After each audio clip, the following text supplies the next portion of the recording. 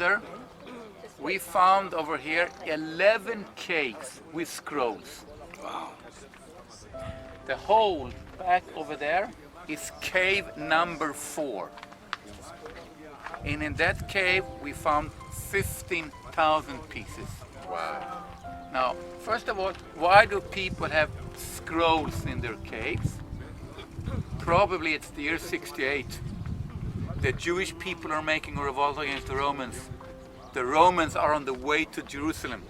And people over here says, let's put our scrolls in caves, and when then the Romans have passed by, we can take them out again. The Romans are coming, and the Romans kill everybody over here.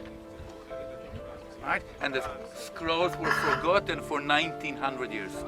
And today we have 900, I think 930 scrolls coming out of Qumran.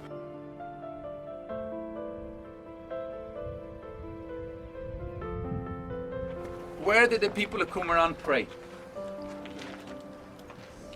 The people that lived over here, where did they pray? What did he say? Synagogue. Synagogue. It's interesting. On Masada we found a synagogue. Over here we did not find a synagogue. They did not pray in a synagogue because there wasn't any synagogue over here. So where would you have communal prayer if there's no synagogue? Communal prayer would be in the dining room. Because what are you doing in the dining room? Or how do you start your meal? How does a Jewish person start his meal? Blessing. A Jewish start his meal by blessing God that is giving us this bread. And if I'm blessing Him that have given me this bread, let me continue and bless and give thanks for all the other things that they have done. If you ever been to a Jewish home, for example, Passover meal, or been to a Jewish wedding, or anything, we have a long grace after meal. And I never understood why is it so long in talking about rebuilding Jerusalem and all kind of things. Why can't we, when I grew up and went to Jewish camp, why can't we say, hey God, thanks for the food, going to play soccer, see you later, bye. Right? You know, but we had this long prayer because a meal is a religious service. Where does Jesus introduce the Holy Communion? In a meal, in a dining room. See how the connection, right? Same tradition. Now, what would a Jewish person do before he's sitting down having a meal? Wash his hands. Now, if you're a bunch of fanatics, what are you going to do? Not only wash your hands, the Essenes would go to ritual baths twice daily. And you would go down on this side,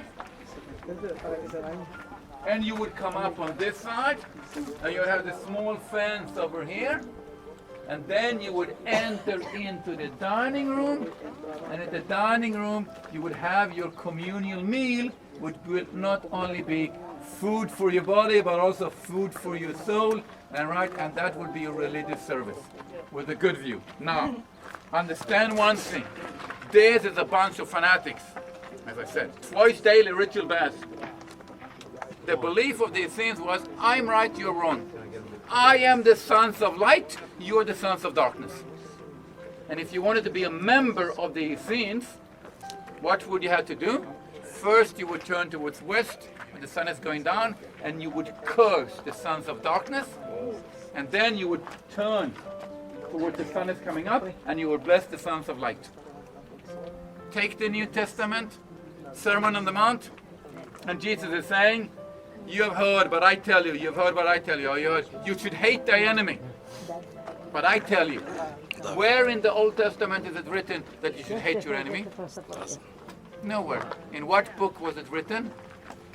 The book we found over here, the war between the sons of light and the sons of darkness.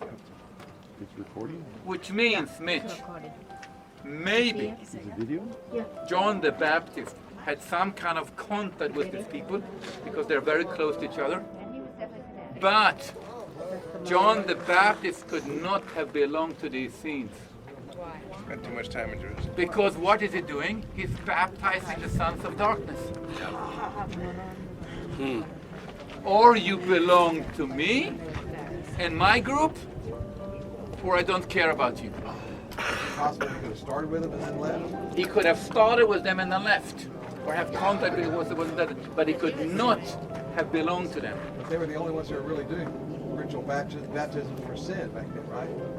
When he had sort of gotten that from them? Before you would gone to the temple, everyone that would have gone to ritual bath was being cleansed before you're facing God.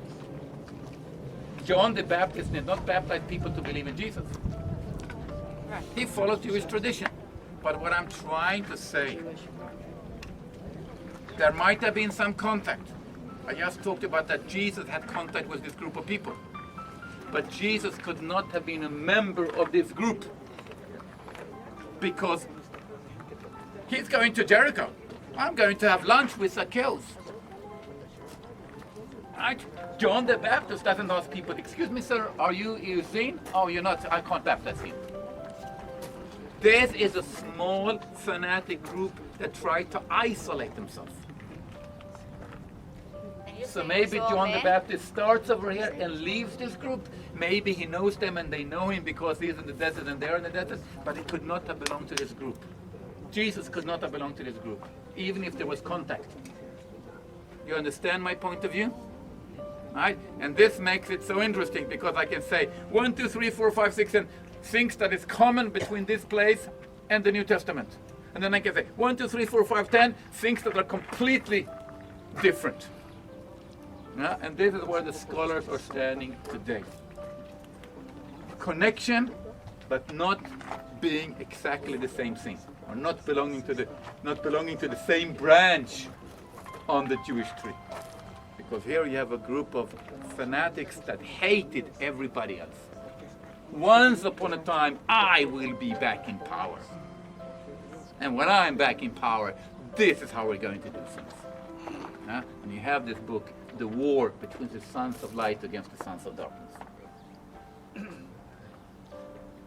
I had heard that the Essenes could have had the legitimate high priest, an actual son of Eleazar. Back in those days, to become the high priest was a profession that you bought from the Roman authority. Right. So there was a lot of people that thought, hey, wait a minute, what is happening in the temple is completely wrong. So in a way, the first part of a Jewish group having connection with God without having a temple is this group of people. Maybe, and they had in their eyes, they had the right high priest. If it really was the right high priest or not, we don't know.